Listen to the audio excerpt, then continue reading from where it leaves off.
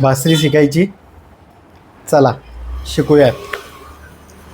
रामकृष्ण हरी मंडळी, या अगोदरच्या भागात मी तुम्हाला सांगितलं होतं की सारे ग म प ध नी एका दमात आणि परत नी ध प म ग रे सा एका दमात आणि त्याच्यानंतर सारे ग म प ध नी सा सा नी ध प म ग रे सा हे एका दमात तुम्हाला वाजवता आलं पाहिजे. म्हणजे तुम्ही जास्तीत जास्त काळासाठी बासरी ही वाजवू शकाल. कारण की तुकड्या तुकड्यामध्ये वाजवून गाणं छान वाजणार नाही. तुम्ही एखाद्या गोष्टीवर या एका स्वरावर तुम्ही स्थिर राहायलाही शिकले पाहिजेत. तर त्यासाठी तो सराव होता.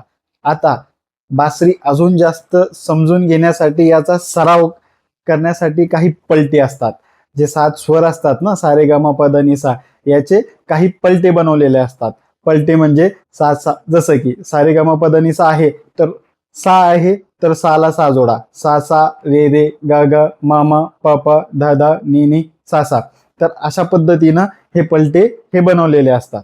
तर आज मी काही पलटे तुम्हाला सांगतो.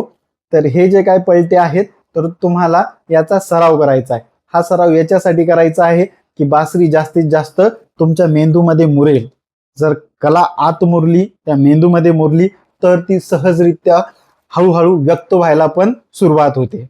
तर मंडळी, जर या चॅनलवरती तुम्ही नवीन आला असाल तर सर्वात पहिले चॅनलला फॉलो आणि सबस्क्राईब करायला विसरू नका. चॅनलचा एकच उद्देश आहे, ज्या लोकांना जो पैसे नाही आहेत संगीताचा प्रवास सुरू करण्यासाठी, त्यामुळे मार्गदर्शन भेटत नाहीये, त्यांचा प्रवास सहजरित्या आणि सोप्या पद्धतीने सुरू करण्यासाठी या चॅनल हे मी सुरू केलेलं आहे.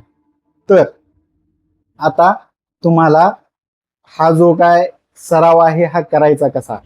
सर्वात पहिले पलटा मी जो अगोदर सांगितला तर तसाच तुम्हाला सराव करायचा आहे की सा सा रे रे ग ग म म प प ध ध नी नी सा सा. आणि शुद्ध स्वरांचाच सर्वात पहिले तुम्हाला सराव करायचा आहे. तर कसं बघा.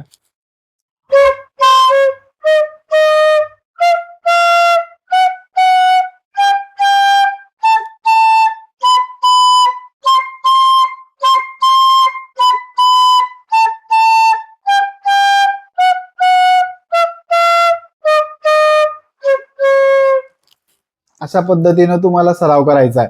तो पलटा मी इथं वरती लिहून देईन. आता दुसरा पलटा.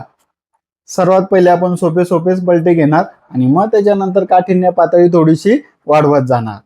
हा झाला पहिला पलटा. दुसरा पलटा. आता 3 वेळेस एक स्वर वाजवायचा आहे. सा सा सा रे रे रे ग ग ग असं पूर्ण वरती जायचंय, परत खाली यायचंय. वरती जायचंय म्हणजे सा ते नी जायचंय आणि परत नी इथे सा यायचंय. अशा पद्धतीनं.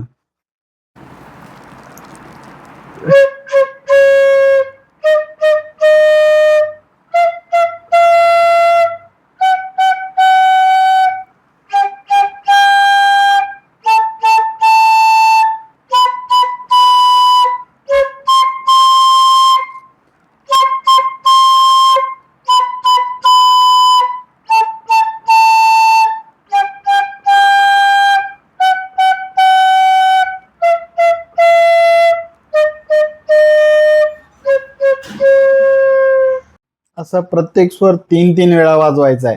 याचा अशा पद्धतीने सराव करायचा आहे. आता त्याच्यानंतरच एक स्वर तुम्हाला 4 वेळेस वाजवायचा आहे. किती? 4 वेळेस. सा सा सा सा रे रे रे रे ग ग ग ग. ठीक आहे.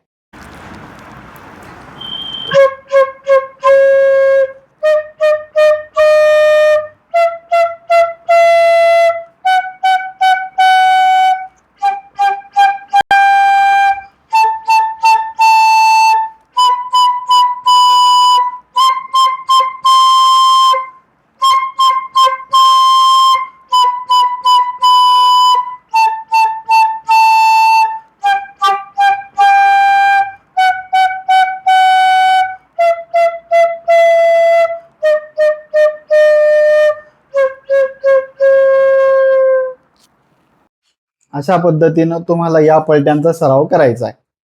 ज्यावेळेस तुम्ही सुरुवात करता, सुरुवातीला मजा येते, थोडंसं कठीण जातं, त्याच्यानंतर मजा येते आणि त्याच्यानंतर कंटाळा येतो. ठीक आहे. पण न कंटाळता याचा सराव करणं आवश्यक आहे.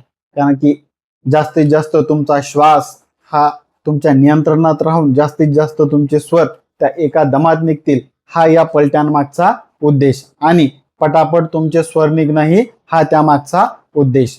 तर या पलट्याचा जास्तीत जास्त सराव करा. यानंतरच्या भागामध्ये आपण अजून वेगवेगळ्या पद्धतीचे पलटी घेणार आहोत आणि मग त्यानंतर आपण गाण्यांवरती किंवा रागांवरती येऊयात.